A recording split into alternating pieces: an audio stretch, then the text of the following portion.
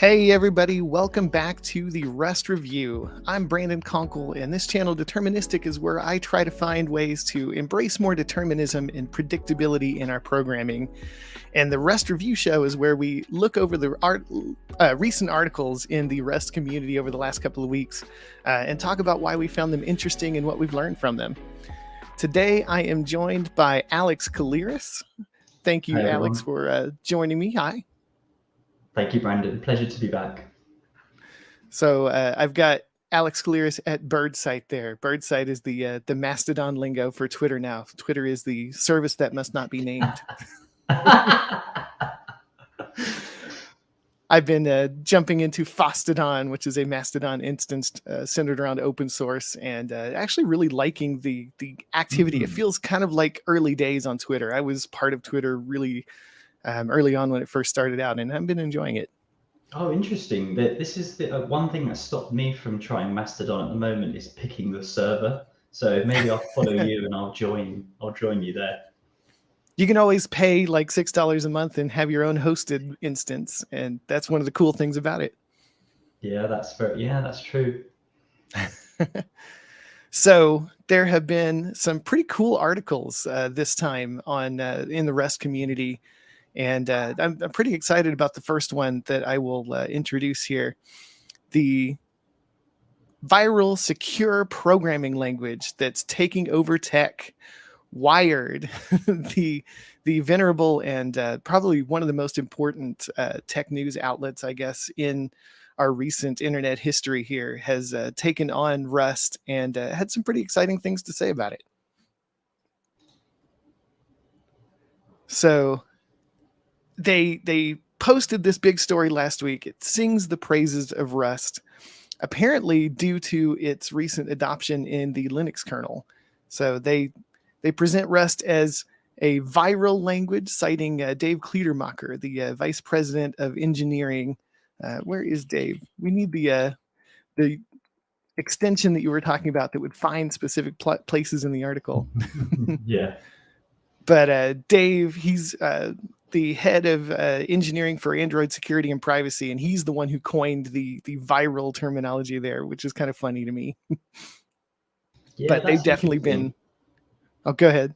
I wonder what like viral amongst systems programmers, or well, I guess it is a bit viral actually amongst web developers like us. I think it's got a lot of crossover. It's viral across many different categories, I think. I'll pause that crazy video on the side. But it's been capturing, systems programmers. It's been capturing web developers. It's been obviously seen adoption in the Linux kernel, which I think is a testament to how popular it's become, but Right. also in game development and things like that. It's got a lot of crossover because it takes this low level approach and gives it kind of high level ease of use and stability. Right. So the article does a pretty great job, I think, of highlighting the safety of Rust. It describes it as goof proof, which I thought was funny, and says it makes it impossible to create the most common types of exploitable security vulnerabilities. They say it could make a huge difference in the daily patch parade, which is interesting to me because it is definitely every day you hear about security vulnerabilities and new holes that need to be patched that are high security, high criticality. So I kind of share its optimism that the safety that Rust brings, kind of built in inherently, really could make a difference in the day-to-day view or the stability of software. Definitely. I think there's a lot of focus on the memory safety compared to C and C++. But for me, coming from a garbage collected language, that wasn't such a problem. I suppose there still were memory leaks, there still were garbage collection issues, but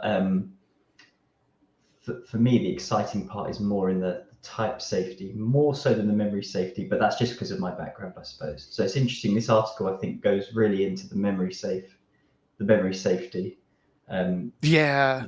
which is pretty huge because to get memory safe and high performance is, I actually thought it was like fundamentally impossible. Yeah, I think a You lot know? of people did. Mm, And I think that's the thing right there, because we have had languages that are more memory safe, higher level languages. I think Java is considered memory safe, but there's yeah, always been a performance hit, and usually a pretty yeah, significant performance hit. And the fact that Rust is able to achieve what we're used to in those higher level languages without the performance hit in most cases is astounding. I think that's that's the right word. Astounding. It really is. I think I've seen some criticism about the recent introduction to the Linux kernel, though, especially because it's not really bringing a whole lot of benefit yet. Mm, They are specifically introducing it to drivers in the Linux kernel, first off here. So it's kind of on the edge, on the peripheral, but I think that makes sense. It's going to be a pretty monumental effort to move Rust further and further into the kernel. But the yeah. criticism was, oh, go ahead. That's what I was going to ask you, because I've been trying to understand. I've heard on the grapevine there are criticisms, but I've not understood them. So I'd be interested to hear to understand that. Yeah, I don't want to go too in depth at the moment, but the idea is that the most of the code in the Linux kernel right now is not designed with the same kind of memory model that Rust uses, and Ah, Rust interesting. has to interact with that code in order to do things with the kernel right now. So yes, you might have the level of memory safety that you see when you're interacting with drivers now, because your driver can be written in Rust, but it still has to interact with the generally unsafe code Mm, in the kernel. mm, and and this article does a really good job of describing why that code is so problematic at times. They talk about here a recent, like they bring up things like the heartbleed vulnerability and things like that, but um, mm, there's even been recent high criticality security vulnerabilities that were in systems like OpenSSL. Let me see if I can find the point in the article. Yeah, so they talk about heartbleed and how it went unnoticed for a while. But they say just recently there was a bug in OpenSSL that could have been saved from being used in a memory safe language. And this is after they've had great efforts to try to reduce these memory safe vulnerabilities in mm, OpenSSL.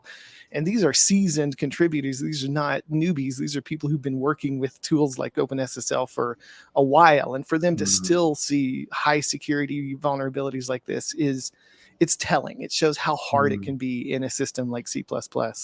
Right. Yeah.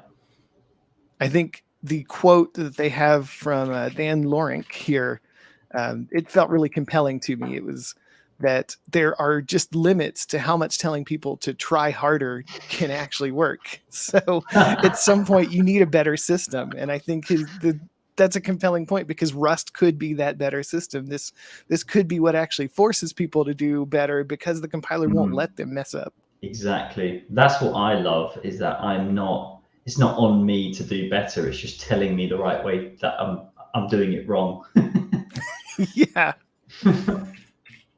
So the article does have some shortcomings. I think it talks about a calendar program as an analogy for memory safety, and the kind of situations that it brings up, like, oh, requesting November the 42nd, or you've Right. deleted all your entries in October and now you try to access them again.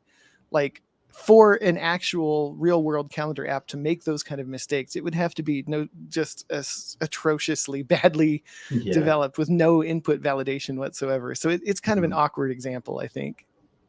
Yeah, because it's not like those are logic problems, like core application problems. They're not bugs with the machinery of the runtime. And I guess there's not Yeah, really an analogy for that. Well, at least it's not that I can think of right now.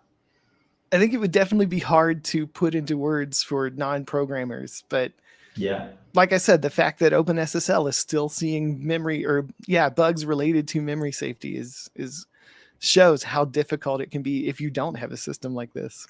There is the I think it's called Rust LS or Rust TLS. I can't remember exactly, which is the Rust, basically the Rust implementation of OpenSSL. And I don't know. I guess I imagine that is completely avoiding all of these problems unless they use unsafe for some reason. Yeah, that unsafe keyword is always kind of lurking in the background.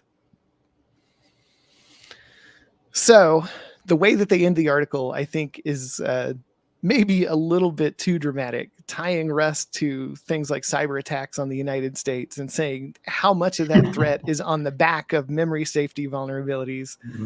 But I mean, they have a point. How much of it is? How much would a memory safe language really help improve that kind of situation? It seems feasible.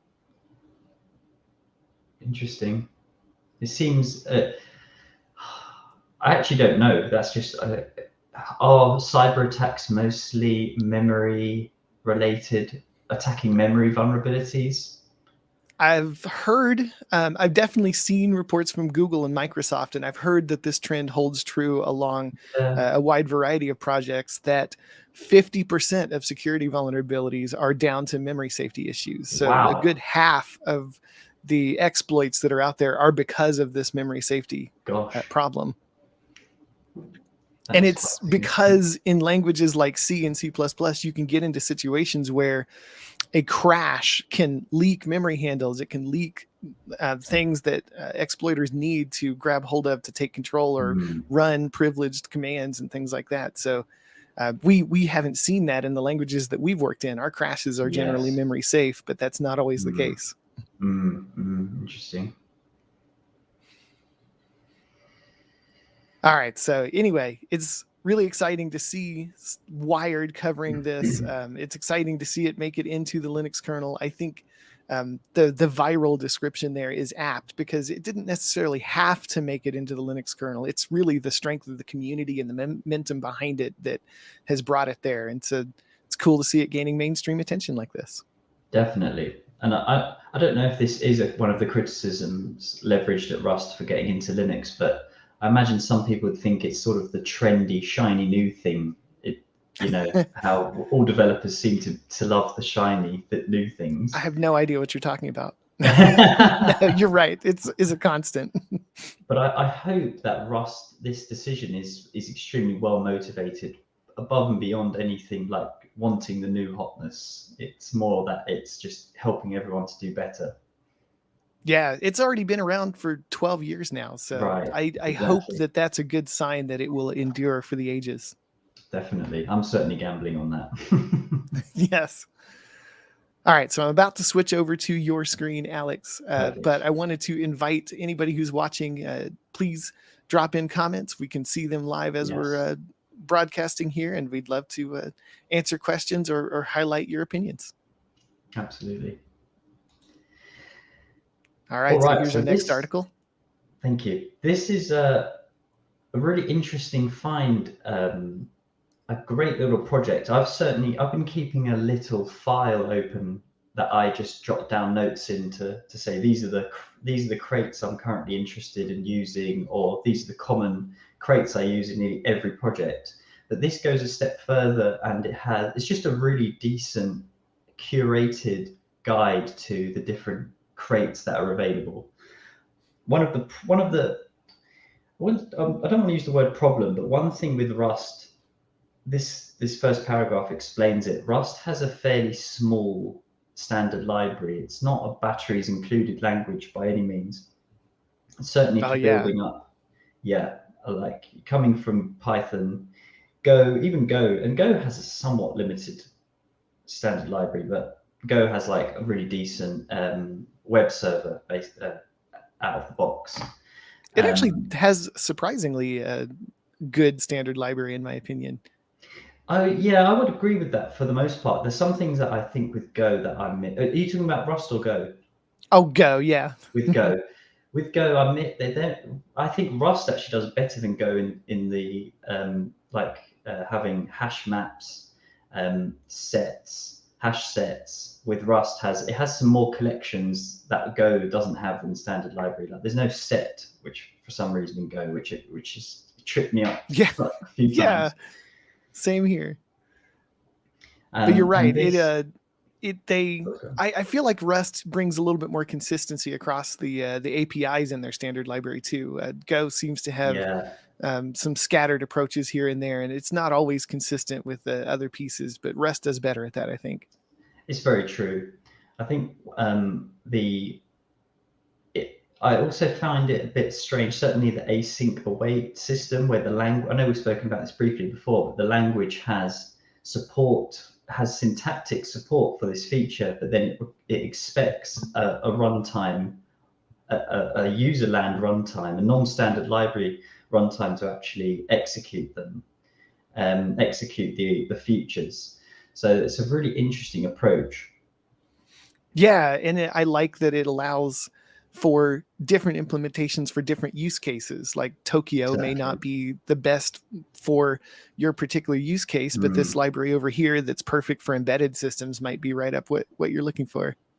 Yeah, it does. It's really trying to hit a sweet spot right there where it has the primitives needed to build up all of these abstractions, but it doesn't necessarily need to maintain them itself, which is good because like changing the standard library is very difficult, whereas changing a third-party library is more straightforward. I think the author of this guide here, the Blessed Guide, it comes from an engineer named Nico Burns, actually out of London.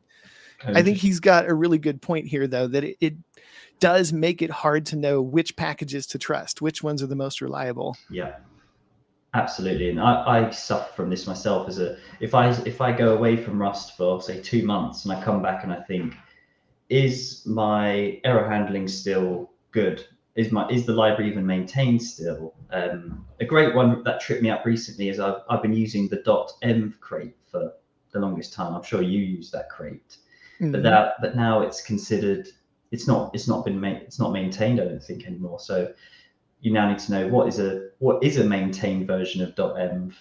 And I think it probably is in this list, but the similar. This is why I find this list really valuable. Even as a sort of somewhat seasoned Rust developer, I'm learning new things looking at this. So yeah, same here. There were a lot of familiar ones on here, obviously, and I think most of us will recognize things like Rust Up and Clippy in Rust format. But there were definitely some crates that weren't familiar to me, like Cargo Edit there in the managing dependencies section. I'm used to adding dependencies with Node, really with the CLI tool, and Cargo never had that. You just added it to the your cargo.toml file. But this kind of gives you that more familiar add and remove interface, and I thought that was absolutely cool. I believe this one in particular is so popular that I think it's part of Cargo now. Oh, is it? I did not realize. Remember, but I think there was an effort to move this into Cargo itself because it is so good to just do Cargo add. I use this all the time. I love it. Like I've even got it to the point where. Sorry, go on. Sorry, go ahead. I was just saying that I literally can. My bash history tells me when I'm starting to do Cargo Edit, I can just, whenever I start a new project, I can just go through my bash history and just add them all. Nice. Cargo deny was something that was kind of interesting to me also because there are a lot of organizations that have licenses that are incompatible with other licenses, or there might be crates that have specific vulnerabilities or things that you want to avoid. And so Cargo deny allows you to set policies and block packages with certain licenses, or block blacklisted packages, or things like that, to make sure that your dependencies are consistent with your licensing model and your security model. Interesting. I've not used that one. So that one is Cargo deny that does. Yeah, that's right. I've used Cargo Edit. Cargo Audit. Yeah, that one's a good one too. Yes. For running in CI, it's brilliant. Just have a cron job in GitHub Actions to run audit every day or however active your code base is. I've not used this either, Cargo Next Test. I'm curious to try this. That one I've been seeing get a lot of attention lately. I've started using it in my newer packages. It's really fast. It uses a better concurrent model for running it based on Tokyo, and fascinating. It's pretty great. I think I had an article from the creator of it a show or two ago. Oh, okay, interesting. Some great ones, some classic. This one actually, I would like to start using in my Spotify project, just for automating the release process. Oh I've cobbled yeah, together myself, but this probably, it would be nice to simplify my CI by using this. I've definitely missed the kind of conveniences that tools in Node have for that. Yeah. So I've got a little list of a few of. I haven't fully automated the release process in my Spotify project, so I have to still like bump the versions, do some Yeah. little bits here and there, and then I push a tag, and then it actually builds everything and publishes it. But yeah, that's a really good one to look at. One last one, if you scroll up Yeah, just a little bit, cargo expand. Actually seeing what macros expand to, that seemed really neat. I haven't used that yet, but I feel like I've needed it in the past. yeah. I tried to use this to understand how Actix works, and when you with Actix you have your macro on top of your procedural macro on your handlers, and I was like, what actually is this doing? How does it work? And this, even though unwinding that code is actually still not super easy, it's still good to see it. Macros can definitely throw you for a loop. Yeah. There's I think that's. also, oh, go Sorry, ahead. I was going to say there's also cargo show ASM on here, which is similar, but letting you view the oh assembly code that gets generated so that you can try to spot optimizations if you're a really cool hand optimized assembly hacker.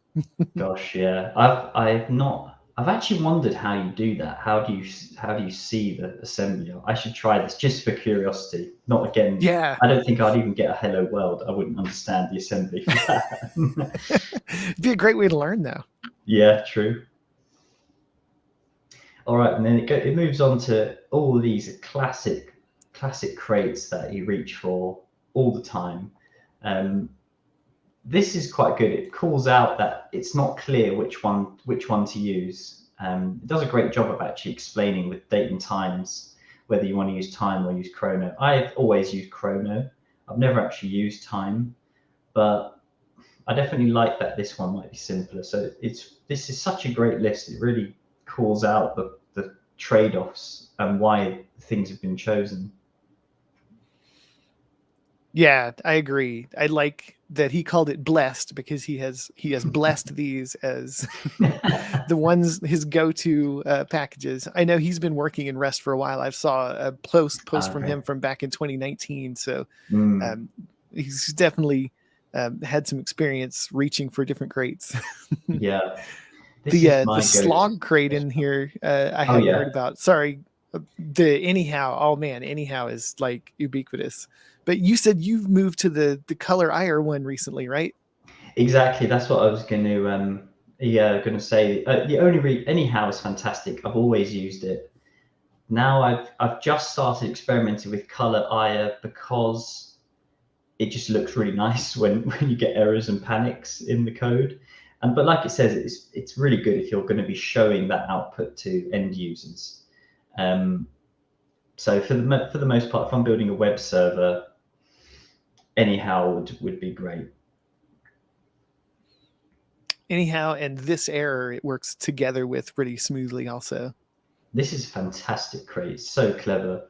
For you create your enum of error types, derive this error on it, and then you get super nice errors, error handling, really high quality error handling in your app. If you go down So to you the mentioned, oh, yeah, go ahead. I was going to say you mentioned slog. Yeah, slog. I've used structured logging in other languages before, but hadn't gone looking for one in Rest yet. So that's definitely something that I'll pull into my stack really soon, I think. Yeah, every time I've used tracing for some time now since reading Zero to Prod, I think probably back in 2020. But I always think I'm not structuring my logs at all. I'm just basically writing a string and saying this thing is happening. Yeah. Um, and I've looked at slog before, but I should take a look again. If you go down a little bit further, the FFI interop libraries were really fascinating to me. I didn't realize that there was this much support out there for embedding in different languages. I knew it was good for embedding in different languages, but I didn't realize all the tools that were out there. So this is really inspiring, I think. Definitely. And generating the binding is just fantastic. I've actually got there's a library in Zig created in the Zig programming language. I don't know if you've come across that. And I would love to use the library in Rust. And I was trying to figure out if I could create a C header file from Zig, use this bindgen crate or C bindgen to generate. No, it'd be bindgen to generate Rust bindings to the C header. But yeah, this is fantastic. This is like magic. That's awesome. And I know I mentioned PyO3 on the last episode, talking about an interop bug with the one of the Python features for zero copy interactions, and PyO3 apparently does a pretty good job of modeling around that. And yeah, cool tools out there. And this one, Nappy, this has been used by Prisma, I believe. This definitely interested in that one. Yeah, the Prisma ORM, which I think the core is written in Rust, and then they expose Node.js bindings through this Nappy tool. I've used Neon before. I've not actually tried Nappy yet, but apparently I didn't realize that Neon was slower, so that call out was helpful there. Yeah, that is interesting. When I did write my JS code, my Rust code that was calling from Node, a native Node implementation, just JavaScript, was actually faster. But, wow! So that was interesting because there's some overhead, I guess. Yeah. All right, I've got one more towards the bottom to highlight. But anything else that you come across? IO-Uring or Uring. This is really interesting. That's exactly what I was going to call out. Yes. Oh. The Glomio library with it's this cooperative thread per core approach when you've got I assume really CPU intensive workloads, but it exposes it through that familiar async await interface without using helper threads. Apparently it used to use helper threads. I don't know, it just sounds like a really interesting approach. Definitely. And I think I can't remember what the syscall to Linux is for suspended. Is it epoll? Maybe something like that. Good question. Where I think this is much more efficient for asynchronous workflows at the kernel level. And so this feature of the kernel, it'll be awesome once it's more stable. Well, the Rust bindings to it are more mature, so it might just improve. I could be off, but it might improve performance for web servers. That would definitely be interesting. I know web servers have a lot of I/O blocking too. Yeah. But yeah, I'd love to understand more the pros and cons, the trade-offs. I know you've been using some tungstenite recently. I actually had a question for you. Are you using Tokyo tungstenite in your GraphQL server? Yeah, using Tokyo tungstenite specifically just for the integration testing piece. So connecting as a client to my WebSockets server process. So I haven't used it for the server side of it, but it's been great for testing things out in the integrations. And are you using the GraphQL subscriptions, the GraphQL library? Does async GraphQL implement the WebSocket for you? I believe it does. It definitely has the subscriptions feature, and I believe it uses WebSockets behind the scenes to achieve that. I'm not using it though because I like the full duplex push and pull model, and the GraphQL subscriptions are really more push. But that may have changed. I haven't looked at GraphQL subscriptions in a few years, so they may have changed that since then. Yeah. The only other one I was going to mention was CORM, which I've been using SQLX for ages now. And it's awesome, yeah. But it is limited in dynamic cases. So I've definitely loved CORM for really highly dynamic APIs. But yeah, that was it from this list that I wanted to call out. I think just generally all of these are great. cross-term. I use this in my Spotify TUI project. It's Oh yeah, fantastic. Cross-platform, so it works on Windows and Mac, Linux, brilliant. goes into some of the graphics and game development stuff down there. It calls out Bevy, which I really need to get started on Bevy. I've been intending Oh, to for a while. so clever. Bevy's actually great for learning more about Rust generally because it teaches you things about like how to increase the speed of you can do things to make the compiler faster, so your feedback loop is faster. And I've taken my learnings from that to my other projects. So because obviously the game is very heavy, so you want to be able to Yeah. compile it as quickly as possible. So there's loads of clever stuff in there. I'm definitely keeping an eye on the GUI stuff. Um, it's still not. It's still that Tori is probably my favorite approach to building web apps, but it's still using the. It's not using Electron. It's using the native operating system's web UI, which is much more lightweight, but That's good. still Yeah. running a JavaScript engine. I've done some work on Electron projects with dealing with WebRTC, screen sharing, and stuff like that. And Electron can get really heavy. It Yeah, includes the entirety of Chrome essentially inside it. yeah. For each application, it's a new copy of that. I know there's been some progress towards that in recent years, but it's still a pretty heavy platform. Yeah, I think this is where this excels because it uses the system web view rather than the full-blown Chromium. So your actual byte, your application's like 20 megabytes instead of 500 or whatever it is. Nice. At the very Yeah. top of this, I'll close with this. The librs that they call out is another interesting place to go.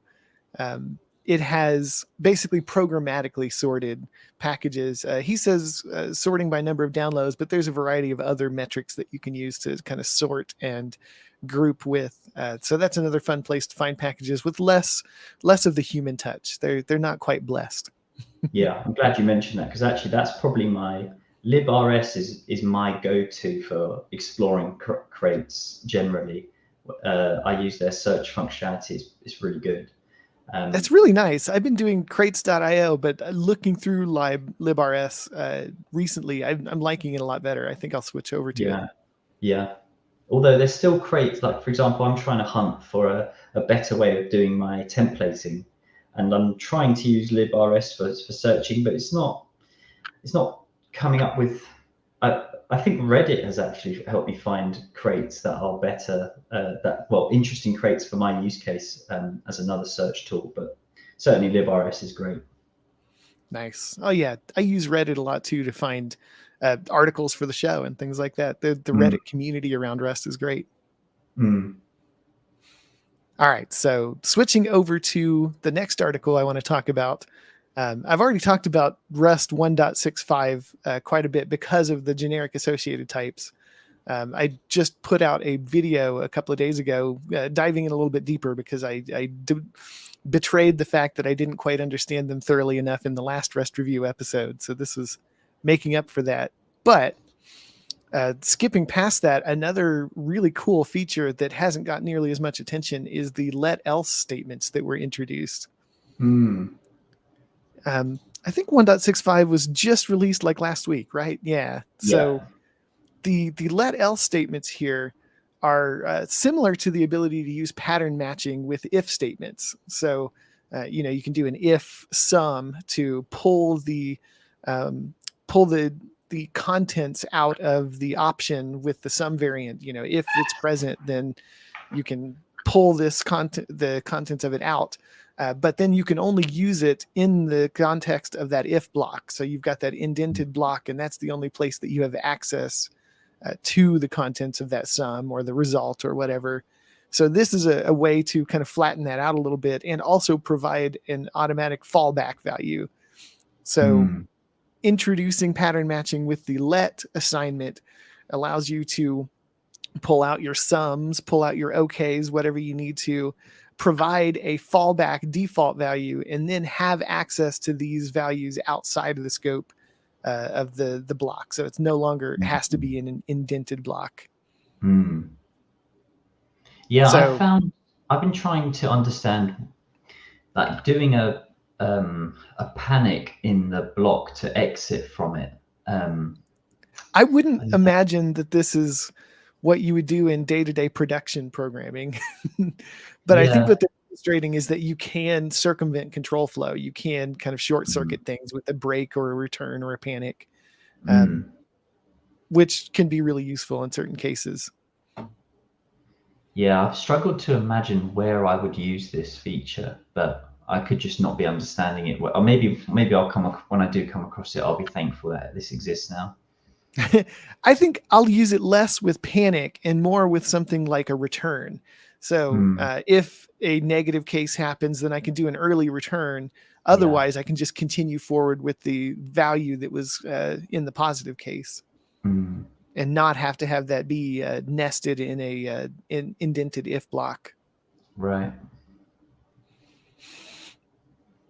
So that's a cool feature. It's small, like I was saying, but it's uh, definitely looks like it'll introduce some more flattened control flows and make things a little bit less like we said back in the classic Node days, the pyramid of doom, where it would Yeah. indent. So this Yeah. will further help to avoid that. Yeah. All right, I'll kick it back over to you for. I think you had the next one, right? Yeah, the Yeah. fuzzing So article. fuzzing. Awesome. This one has me really excited. I think I've experimented with fuzzing in Rust before, and but this is the first time I actually came across this project, Bolero, which combines different fuzzing engines and approaches which have different unique trade-offs. So instead of writing, let's say you wanted to write some super robust code, you write a test harness for one engine and then a test harness for another engine, and then you have to invoke them separately. And this Bolero is really clever in that it abstracts over these other alternate engines, fuzz testing engines, um, and lets you write one test harness and apply those different engines. But maybe we should talk first a bit more about fuzzing in general and why you would want to do it. Um, Yeah, it's I know I yeah, touched on it a little bit in the last episode when I talked about prop testing specifically. And the author of that article kind of compared and contrasted the two by saying that fuzzing is generally a more long term, really thorough kind of testing. He said it could even take up, weeks or months at times. If you're really thoroughly fuzz testing something, whereas prop testing is intended to fit in your unit testing framework and is usually mm, pretty tightly constrained timeframes to make it reasonable in that context. Does that line up with your perspective here? yes, and I suppose prop testing from if we're manually writing a prop test, we'll do something like this, where we'd say we're going to use some inputs. We'll hard code the inputs in here, run the test, and assert something, and that would be the most basic property based test. Um, and then the confusing thing is there are libraries called prop test which are actually generating those properties. They're fuzz testing really. They're generating lots of input and then running against your assertions to see if the assertion holds up for a wide range of inputs. And the But idea is that it's taking assumptions that you've made based on the type and filling in actual values randomly generated to find where those assumptions break down, right? exactly, it's trying to reproduce real world inputs for that given type, and then checking that your code runs as expected. There's no unexpected panics, or the control flow is correct for all possible ranges. But with fuzzing, as you said, you could run it for months, and you might simulate 200 years worth of usage. Um, but the next level above this is proofs, which is so interesting. And this is That's what where you test with every possible input, right? you prove that given every possible input, your code it works this specific way, the way you've specified. Um, and that is so powerful, and it results in a much higher level of quality in the software. Um, and so now this Bolero framework for fuzz testing is now incorporating this project called Kani, which is this way of verifying your Rust code does what you say it does for all possible inputs, which is just mind blowing. That's really cool. I hadn't heard about Kani before, but that is definitely interesting to me, especially in really mission critical contexts. Like Absolutely. talked about Volvo using Rust in Mm, cars a few times lately, but that's one place where I would feel like this would be really useful to just test every single case. absolutely. Um, I've not the only before this the only way of doing formal verification or proofs I thought was extremely difficult, and you would because of that complexity you would only do it for extremely high risk branches of code where people could literally die if there's a bug. That's what I was um, thinking. Yeah. hmm. Whereas this, I feel like this lowers the barrier to entry. Let's just skip ahead to the what the Kani integration looks like. Um, so this would be if you wrote Kani from scratch, which is so nice. Like this is so good to see. It's basically the same as our prop test, and all we've done, our basic unit test above, all we've done is replaced it with this Kani call. That's so smooth. Yeah. And now we also derive a macro on top of the test, and then when we run Kani, we'll get a really nice output. So let's just have a look. Um, that is a normal fuzz test. So you can see the fuzz test is saying these are the values that are causing the failure. It's so clever in that it generates tons of tests and then it shrinks them down to say this is the cause of the failing test. But with Kani, it will just immediately it will. I think what it probably does under the hood is it converts the symbols in your Rust code into some checking engine, some verification engine, and then somehow it proves that it proves this about the code. So in this example, there would be an out of bounds index, which you do need either. If we have a look at the source code, um, this is the function we're trying to test. We're trying to get an index for an array, and we've missed out the -1, Yeah. the classic off by one error. And this is a case where, yes, Rust is really comprehensive. It can keep you from shooting yourself in the foot in a lot of ways, but your business logic is your own Exactly, responsibility. exactly. And then to previously, like we could have thrown in an array and then an index, and we could have written 5 unit tests and all of them would pass. But actually, there's lurking in here a value that would fail. Um, And now fuzz testing would give us realistic usage. We'd simulate loads of usage of it, and it kind of gives us more confidence because we're covering more cases. But then to have a proof that this test would fail, it fails immediately when run through Kani because it knows that this can produce bad input. And in Rust, doing this would cause a panic. So it'd be really bad. That's you the know, worst nightmare for a Rust yeah, developer, or any developer, really. yeah, exactly. And I'm just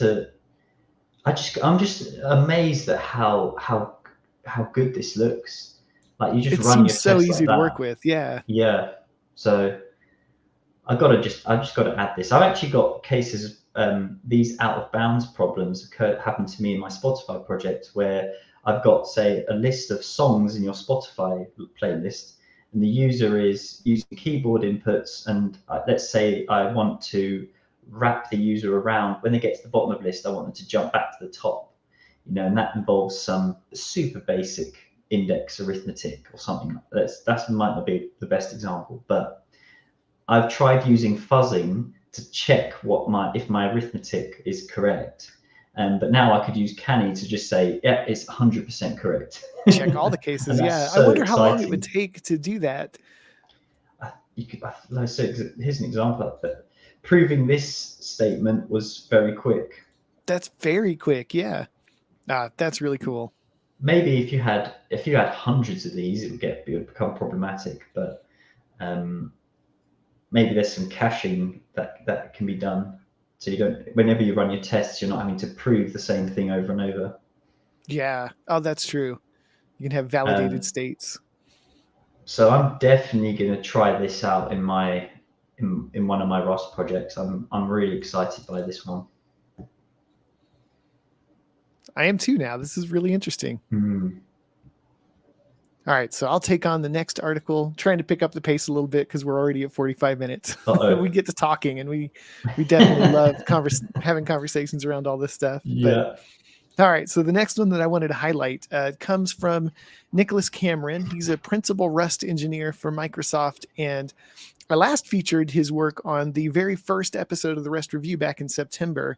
Oh, He's cool. posted this new guide to error handling in Rust that introduces Rust language features for handling errors with guidance on how to use them and how to think about errors. And we've talked before about how the result and the way the syntactic sugar around result and OK and everything is one of our favorite features about Rust, the Absolutely. well-controlled error handling it provides. Absolutely. So if you are not familiar with all the different ways of handling errors or the kind of philosophy around approaching errors, this is definitely a really useful guide. It's just getting started. It was just posted, November 8th, so a few days ago. So Okay. there are some sections that are missing, but will be filled in further as we go. But I hadn't looked into error handling in FFI situations at all, so that was new to me. Ooh. And yeah, it's not something I know much about either. Things like C errors or OS errors, definitely interesting stuff there. It goes into the Rest ecosystem, the crates, like we've mentioned. I hadn't heard of Snafu before, so that's going to be one that I'll check out soon. Talks about IR and that it's a fork of anyhow, which I think you had mentioned to me before, but I had forgotten. Yes. But then it also goes into how the approach, the strategy, the philosophy, how to think about errors, whether it's an internal or an external error, whether it's expected or unexpected, recoverable versus unrecoverable. We've been talking within Formidable a little bit around error handling in TypeScript and languages that use throw a lot to kind of circumvent control flow, and people can get into the habit of using exceptions for control flow. But I like making that distinction, and I like how Rust really places a lot of emphasis on that distinction. Absolutely. I think that is the right way of doing it, where we make a distinction between recoverable errors, which we model as the result enum, or unrecoverable errors, which would be a panic. But in TypeScript or JavaScript, we just have throw, which is, in my mind, that's closer to a panic. But then you can recover from it with a try catch. So it's like a weird mix. Yeah, the layers of bubbling that you have to be aware of are definitely interesting. With Rust, yes, you have the bubbling essentially with the question mark operator, but you can constrain the type of errors that can bubble. You can make sure that you've enumerated everything that could possibly come out. Although crates like anyhow kind of limit the effectiveness of that a little bit, because anyhow or this error kind of allows you to say it could be any error, but internally you'll often constrain that a little bit further and look for specific errors and make sure, like with the GraphQL libraries that I like to work with, it makes sure that the error returned can be converted into a GraphQL result, or for HTTP libraries, an HTTP error result. So those kind of constraints are really helpful. Definitely. This case studies tab is one of those that's coming soon, but he links out to a couple of other resources, and just generally found that a really great overview, and can't wait to see it grow. I'll have to go through this. I'm always interested in reading more and improving error handling, because it's such a huge part of every code base. And when you get it wrong, it's just a nightmare. Although I'd say in Rust, it's hard to get it wrong because because it's all in the types, you're forced to handle the error. You need to unbox the result to deal with, so you can get what you're after. And I mean, It I still certainly, takes some thoughtfulness, though, I think, so, to absolutely. craft your types and your variant cases in a way that's easy to work with and captures everything that you can recover from. I don't know. It definitely still takes some work, but you're right. Rest makes it easy. One thing I'd be curious if this speaks about is my approach has been to, when I write something new, I will just use unwrap everywhere. Just use the unwrap keyword, and then once my thing is working, I'll go over it and handle the error correctly. Um, That's pretty smart, um, actually. I hadn't thought of that. I was mm, thinking that I would use unwrap and then forget about it, but you're right. You can just do a search and find all the yeah, cases of unwrap to make sure you've handled them correctly. I try. It's a little bit dangerous doing things that way, but I try and I add a to do comment, and I wonder if Clippy can even force you to never do unwrap or something. If there's a lint rule to I'll say this bet is it not, could. you can't merge this because there's an unwrap. All right. Well, I'll throw it over to you for our next article here.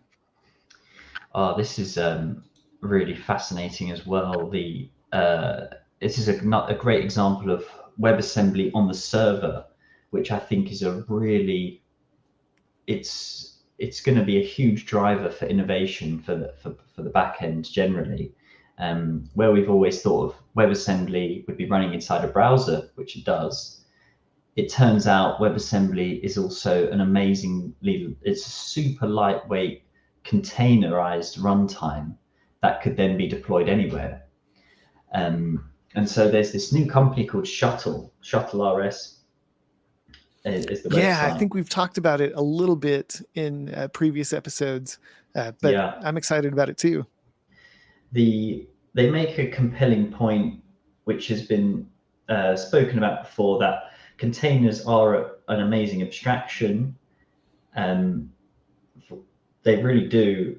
They make for a really consistent runtime across hardware architectures.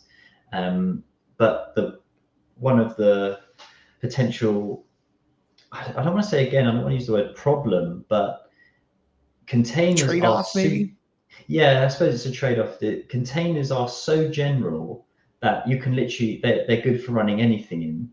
Whereas if we maybe constrain what can be run in the container, we can regain some of the heavy, because they're so general, they can be considered heavyweight. And maybe if we constrain some of what they can do, we can make them lighter and faster. It definitely makes a Um, lot of sense. It's kind of funny to me, though. I've been in the industry for a long time. My earlier projects, some of them were on actual physical colos, and so to yeah. re-image our server operating system or something like that to clean things out or update things, I had to literally go out to the colo, the data center in Dallas, and go into the big server center rooms with the huge fans going so loud that you had to shout at each other and and pull the servers and um, replace the hard drive that failed in the RAID array and stuff like that. And then we had VMs. We had things like Mm, VMware, and that definitely made things a lot better. But I remember back when I was working with Fidelity Investments, they were really heavily VM users. To provision a new service, it would take months. They had such a wow. backlog, and it was such a complicated process to get things together just the right way. I'm sure things have improved. That was, gosh, 15 years ago, but back then it took quite a while to get a new VMware instance up and running. And so then containers came along and they made things smaller. The runtimes were more efficient, like they were talking about there. It was a lot easier to provision your specialized runtime environment with all the dependencies and libraries that you needed. But I love that we're still whittling it down even further and realizing, okay, you Mm, really don't even need all of that. This new approach with serverless approaches has been really drastically changing the landscape. But I like the shuttles approach in this article, they have a little bit of justification about why they went to WebAssembly, and it's really exciting what they're able to achieve. Absolutely. I think, yeah, you provided the context of, we just had hardware, then we had VMs to help abstract over some of that hardware, but they were very heavy, very slow. Containers And you had to came use along. tools like Puppet and Yeah, things to manage the configuration. I did a lot of work in Puppet and similar tools. Chef is another big one to try to keep those VMs up to date. You couldn't just cut a new image. yeah. And then one of the problems I have now, every time I want to deploy a new Rust web server, or I need to Dockerize my Rust code, it is so painful how slow it is to build Rust within the container, especially on a low-powered CI machine. Having to download the full Rust toolchain, which is many gigabytes, Yeah. break up your Docker file into layers so you can try and get some caching working. It's just, I think one of the big problems with containers is, as the article says, a cache miss literally just means rebuilding everything. And that's a lot of work. Yes. So And Rust there, is not known for rapid no, compile times. exactly. It's starting off from a slope. Even on super decent hardware, it's still not the fastest thing in the world, without any abstractions, virtualization. And then adding the virtualization, which, as it says here, virtualization is just really, it's just abstracting the IO, what's happening at the IO level. So then, given how slow, given that containers are amazing, they have some problems because they're so general.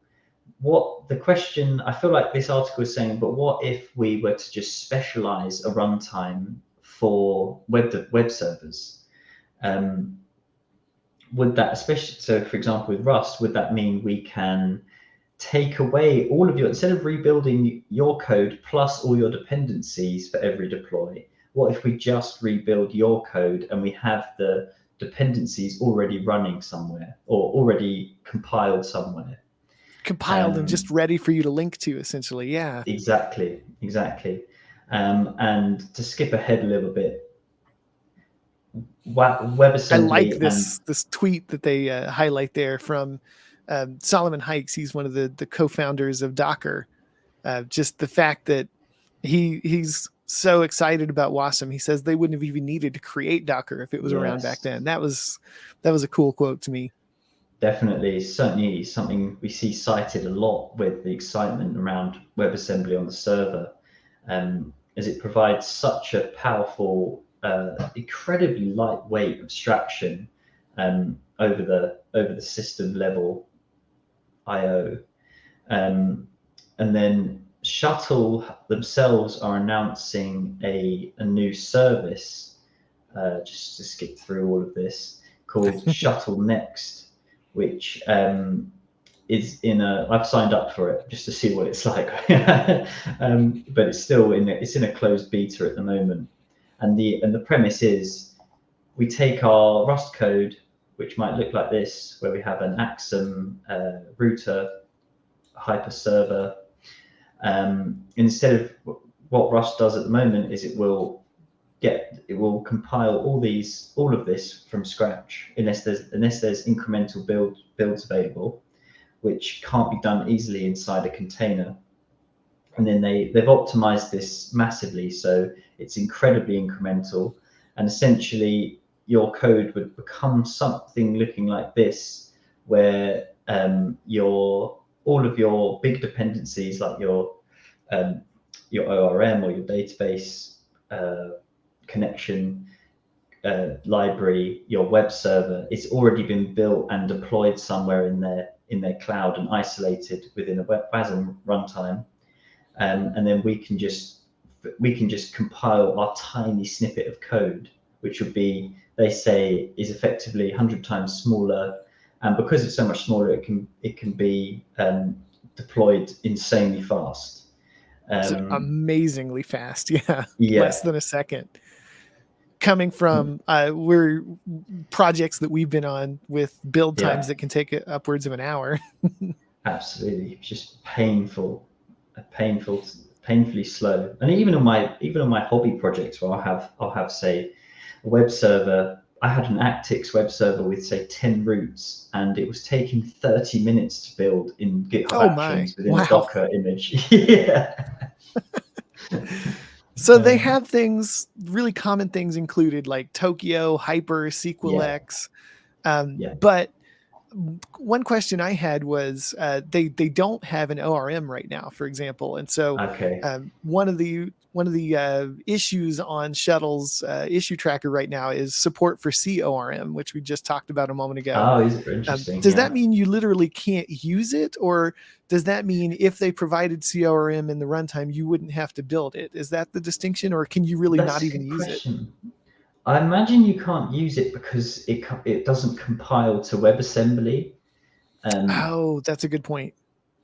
but I wonder if it does compile to WebAssembly, you can just use it. I'm not sure in that particular case whether if they are only going to cache, they're going to have to support things that are cacheable in their system, or you can just bring your own WebAssembly stuff, but it's included. That does need to be built every time. I'm not sure how it works. Definitely interesting. I definitely want to dig in and find out more about it. One of the other things that I was curious about was how open Shuttle is. So Mm, we're seeing the walled gardens collapse all around us. Things mm, like Twitter and Facebook that is walled social media gardens, and just a lot of these proprietary things. You see how fragile they can be over a long period of time, and open mm. solutions generally last longer and you can do more with. So I was curious about Shuttle. Is it just a closed proprietary thing? But no, they actually are quite open. They've licensed their entire platform under Apache 2.0, and they Mm. talk about how you can self-host. I wasn't able to find a self-hosting guide. They're not like going out of their way to make it really easy for you to not pay them, but Yeah. it's possible, and that's cool to me. I didn't realize that. I imagined that I was going to say probably one of the trade-offs of this is that the WASM runtime that does all this clever stuff is proprietary, but that's very cool if they are open sourcing a WASM host or runtime, I guess, that you can then deploy into. I'm not sure how it works. Yeah. That's what it Because looked yeah, like. I jumped into their right. GitHub repo. I didn't have a lot of time to dig into it, but it looks like it's all there. It looks like you Okay, could wow. literally host your own shuttle on Fantastic. your own server, which I would be very interested in. Absolutely, absolutely. And I think you can pack a lot of WASM, you could pack a lot of code into a host. And you could do this anyway with Docker. But if WASM is really that much more lightweight, more um, resource friendly, I'm imagining I could just have one big server with many services in it, and I'm just packing it full of things. And I've got a much more simple deployment target rather than say Kubernetes, where I have to manage a lot of complexity. Yep. Kubernetes is great, but it is definitely complex. There's a lot of moving Yes. parts. Yeah. But then so are proprietary walled garden environments like AWS. Absolutely. Yeah. So much complexity there. Mm. But yeah, so I think the takeaway from here is that I think it's super exciting to see where WASM is going to take back-end development. I really think it's going to be a revolution of so to speak. Yeah, I've seen some doubters out there, generally coming from the anti JavaScript crowd, that Yeah. feel like WebAssembly is not really a solid base to build all this on, and I Right. would push back against that. I think, especially the efforts that big companies like Google have put into the V8 runtime and different Mm, ways of optimizing JavaScript, they've really made it a extremely performant for what it is, mm, and the WebAssembly target I think takes that a lot further in ways that will be really useful in a lot of different contexts, not just backend, not just running in the browser. I think we'll see new applications for this mm. every day. I think it really is the new assembly. Yeah, yeah. All right, so last article today. I'm skipping one that I'll go ahead and link to in the show notes that actually brings up Zig. You mentioned Zig, Oh, um, interesting. but I'll add that in the show notes. But this one is the one that I'll close with. Yeah. This is from Adrian Taylor. He works on Chrome at Google, and he posted this article about an experiment that they ran using the base value type, which I believe is a libc type that represents a tree of arbitrary values, so kind of like the DOM node or something like that. And he talks about uh, how safe this API is, but then he goes through and finds ways that he can break it. So he induces crashes in a few different ways and takes a look at them and sees, okay, are these safe crashes or are these exploitable crashes? And in most cases, like he said, the base value API is very safe. It's been very well tested. I think it actually is what they use in Chrome for the DOM nodes as kind of a foundation for all of that. But he is able to induce a unsafe use after free crash that is kind of confusing at first. He didn't even notice that it was not a controlled crash until he realized that this error message was a little funny, and so he Oh, added interesting. the address sanitizer and realized, oh no, we've got a potentially exploitable use after free here, even in this really safe API. So Wow. right off the bat, that kind of illustrates the point that Wired was making in the first article that we talked about, that like you can put a whole lot of effort into making C, C++ safe, but you still find pitfalls. Absolutely. But he's saying that for the C++ environment, that's a pretty good score. But at what cost? So to get that, he had to debug a lot. He had to intuitively know that, oh, that's a use after free. That's going to be exploitable. Mm. And all of the checks that are in place. He talks about the check command directive. I'm not sure what it is, but he talks about how that's runtime overhead because it's actually checking values at runtime, so you get a performance penalty there. Oh. So the promise of Rust is that you can get the same kind of safety, the same kind of memory safety that we've talked about before, but without the performance penalty, because it's doing it at compile time rather than runtime. And it skips those runtime checks with the same amount of safety, which is really awesome. Absolutely. This is the so-called zero cost abstraction that is just incredible. So they wondered, what if you took an API like base value and wrapped Yeah. it in Rust and used FFI essentially to work with it? Would you get the Uh, benefits of those runtime checks without having to actually run them, with doing it at compile time instead? hmm. So Before we answer that, my intuition would be that the Rust wrapper wouldn't help. But anyway, we'll see. the results are pretty interesting, actually. So he said, he asked the question, do those promises hold true even if you're wrapping pre-existing C++ code like the space value? And the answer is Ah, yes, he says. surprising. So he goes through and he gives the same examples, the same 4 cases that triggered crashes in the C++ code, and he triggers them again in Rust, or tries to. But in several cases, the type system of Rust prevented him from even getting to that point. So Ah, yeah, he said the first 3 cases didn't even compile. The compiler prevented him from making those mistakes in the first place, which wow. is awesome. So no runtime penalty, and you, before you even tried to push it into the testing environment, you would know, oh, these cases are not safe. This is going to be a Mm, problem. mm. Um, the one of the cases, they were able to use new types to even prevent the code from getting into a situation where the error was possible. So it's not even that it wouldn't compile. You didn't even get that far. It was just uh, using the new types correctly to prevent mixing one type for another prevented the whole class of errors entirely. Smart. And then the last case, they said, they were able to avoid it by using iterator pipelines instead. I'm trying to find that spot. I can't find it in the article, but they said doing it the way that you would idiomatically do it in C++ was, what was it? It was indexing into containers was the way that they were doing it. I bet I can use that phrase to find what I was looking for.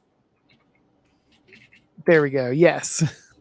But that's not very idiomatic in Rust. In Rust, instead, you're going to use a pipeline of iterators. So the dot map, dot filter, things like that. That's more common, and it actually prevents the case that the C++ code was getting into in the first place. So definitely good scores when it comes to safety, but the performance boosts that they got out of avoiding those runtime checks was really kind of negligible. That was ultimately what they came away with was, yes, it is more safe. Yes, it does prevent these runtime checks, but no, it wasn't really that much of an improvement in terms of performance. Yeah. I would have thought that would be a very good trade-off for this, though, that you'd be happy to accept that. That would be like best case scenario, I'd have thought. That safety with no performance impact. Yeah, I agree. And they agreed too. They decided not to go any further with the base value type, but they are increasing their usage of Rust and starting to find other ways that you can get more bang out of introducing it to Chrome's code base. Right. All right. Wow, well, I think that'll do it for us today. They had some really interesting articles. There were a bunch of articles that we left behind, articles that we had to skip. So definitely take a look at This Week in Rust. It just came out last night, probably morning time for those on the UK side. And packed with a whole bunch of great articles. There's so much activity going on in Rust right now that there's no way that you can cover all the stuff that's going on. And that's pretty exciting. Absolutely. It really does feel like a proliferation of content, YouTube videos, your coverage. It's fantastic. It's great as a Rust user who I've been trying to look for this stuff since like 2017, listening to podcasts, but it's better than ever. There's always something on Hacker News I can read, or on Reddit. That's fascinating. And so many different avenues that it's expanding out into, not just the common C++ applications, but you're seeing, it going into web contexts and all kinds of other things. It's really cool, the variety that you can get into with the programming language. Absolutely. All right. Well, thank you very much for joining me, Alex. I really appreciated having you along and loved hearing your input and the articles that you proposed. I really appreciate it. I love being here. So I really enjoy discussing all this with you as well. The articles it's great to talk in such depth with you about them. Thanks. Well, I'll hopefully be able to have you back on again soon. And excellent. I'd love that. That's all for now. Thank you very, very much, everybody, and see you later.